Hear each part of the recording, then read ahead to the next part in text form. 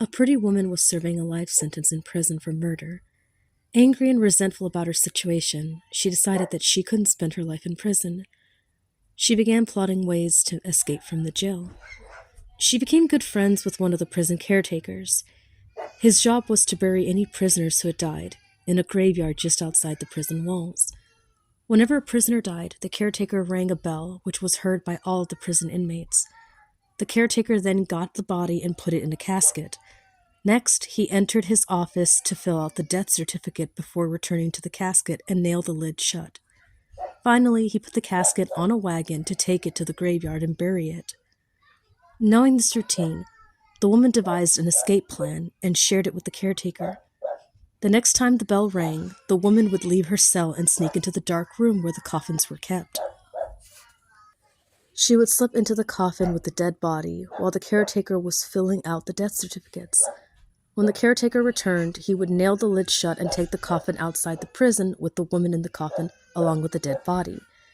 He would then bury the coffin. The woman knew there would be enough air for her to breathe until later in the evening when the caretaker would return to the graveyard under the cover of darkness, dig up the coffin, and set her free.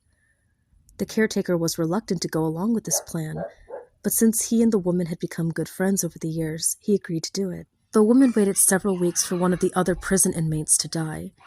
One night, she was sleeping in her cell when she heard the death bell ringing. She got up, picked the lock in her cell, and slowly walked down the hallway. She was nearly caught a couple of times. Her heart was beating fast. She opened the door to the darkest room where the coffins were kept. Quietly in the dark, she found the coffin that contained the dead body. Carefully climbed into it and pulled the lid shut to wait for the caretaker to come and nail the lid down. Soon she heard footsteps and the pounding of a hammer and nails. Even though she was very uncomfortable in the coffin with the dead body beneath her, she knew that with each nail she was one step closer to freedom.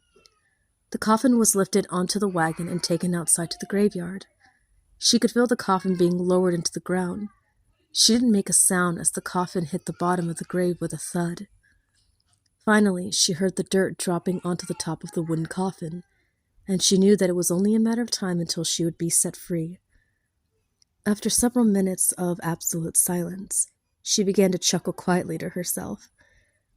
Feeling curious, she decided to light a match to find out the identity of the dead prisoner beside her. To her horror, she discovered that she was lying on top of the dead caretaker.